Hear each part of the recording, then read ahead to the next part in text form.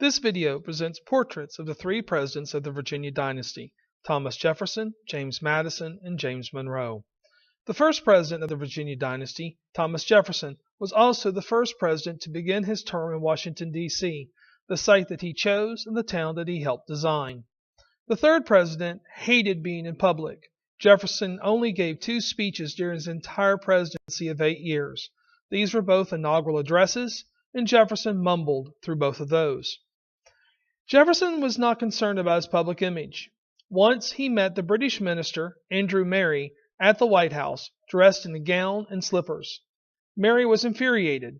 After the incident, Merry raged that, quote, I, in my official costume, found myself at the hour of reception he had himself appointed, meaning Jefferson, introduced to a man, the President of the United States, not merely in undress, but actually standing in slippers down at the heels, and both pantaloons, coats, and underclothes indicative of utter slovenliness and indifference to appearance, and in a state of negligence actually studied.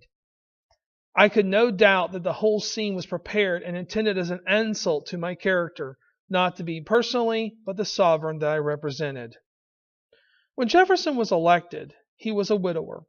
Jefferson's wife, Martha, died in 1782. He never remarried, but he did like to flirt and he did like to date married women. And he had an affair with one of his slaves, Sally Heming, who may also have been Martha's half-sister. Jefferson did not value his presidency. Instead, he considered his greatest achievements to be the Declaration of Independence, the Virginia Statute for Religious Liberty, and the founding of the University of Virginia. The second president of the Virginia Dynasty, James Madison, was Jefferson's protege and hand-picked successor. With a height just under 5 feet 4 inches tall, Madison weighed only 100 pounds, making him the lightest president ever. An introvert, Madison was modest and shy, and he suffered from anxiety. Yet, his wife is Dolly Madison, the namesake of the cupcake. Madison's home in Virginia was Montpelier, a plantation. His second home on Manhattan Island, you probably know it by something else. It's now occupied by the world's most famous arena, Madison Square Garden. The third president of the Virginia Dynasty, James Monroe, is also the last. Monroe had connections with the 3 previous Virginia presidents. Monroe had served in the Continental Army under Washington. He had studied law under Jefferson, and he was a diplomat that Jefferson sent to Paris to complete the Louisiana Purchase. Monroe suffered and served as Madison's Secretary of State, thus making Monroe the 3rd Secretary of State to become president. Monroe had also served 2 terms as the governor of Virginia. Unlike Jefferson or Madison, Monroe was not an intellectual. In fact, historians have considered Monroe to be slow, unimaginative, and commonplace. Monroe believed in delegation. He delegated his responsibilities. He had one of the best assembled cabinets ever, with John Quincy Adams as Secretary of State, William Crawford as Secretary of the Treasury, and John C. Calhoun as Secretary of War. Monroe wrote his biography like a historian would, from a third-person point of view and including major events of his life. However, Monroe never finished it. Monroe's wife, Elizabeth Courtright, was known for her taste in clothing and accessories. She changed the tradition of first ladies answering every social call. Everybody liked James Monroe, but Alexander Hamilton.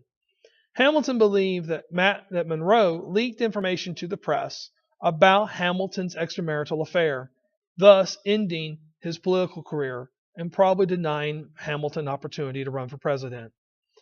Hamilton was forced to admit to the affair when Congress investigated him for misusing funds in the Treasury Department. After Monroe retired from the presidency in 1825, he paid a visit to Hamilton's widow, Elizabeth, in New York City. When they met in her parlor and exchanged pleasantries, the 90-year-old Mrs. Hamilton told the former president that he could either apologize for dragging her husband's name through the mud, or he can just leave. Monroe chose to leave. Also, James Monroe became the 3rd president of the United States to die on July 4th, when he passed away in 1831. All in addition to Monroe, both John Adams and Thomas Jefferson died on July 4th in 1826, exactly 50 years to the day after the Declaration of Independence was signed by the Continental Congress. On the evening of July 3rd, 1826, Thomas Jefferson fell into a coma. His last discernible words, uttered to the physician and the family gathered around his bedside, indicated that Jefferson hoped to time his exit in dramatic fashion. He kept asking, "Is it the 4th?" It was not, but he lingered in semi-conscious condition until shortly after noon of the magic day. That same morning, July 4th, 1826, Adams collapsed in his favorite reading chair.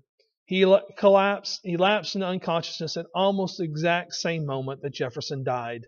The end came quickly for Adams about 5:30 that afternoon. He wakened for a brief moment, indicated that nothing should be done to prolong the inevitable, then with obvious effort gave a salute to his old friend with his last words. Thomas Jefferson survives, or by another account, Thomas Jefferson still lives. 2/3 of the writers of the Declaration of Independence, and friends, then enemies, then friends again, died on the same day, exactly 50 years after their greatest triumph. The Virginia Dynasty. Virginia Democrats sat in the White House for 24 years, from 1801 to 1825. If you add the 8 years of Washington in the 1790s, Virginians had occupied the White House for 32 years of the first 50 years of the Republic. No wonder why the Federalists said the system was rigged to favor the other party. This is the only time in U.S. history that this has occurred. Republicans may have dominated the White House in the late 19th century, but their candidates came from different states and from different regions. No dominance of this scale occurred in the 20th or 21st centuries. In fact, the recent pattern is 8 years for one party, then 8 years for the opposition, and then swapping again in 8 years. The end result of the Virginia Dynasty is that by 1825, Americans were tired of Virginia Democrats. They were ready for something different and something new, and that is Jacksonian America.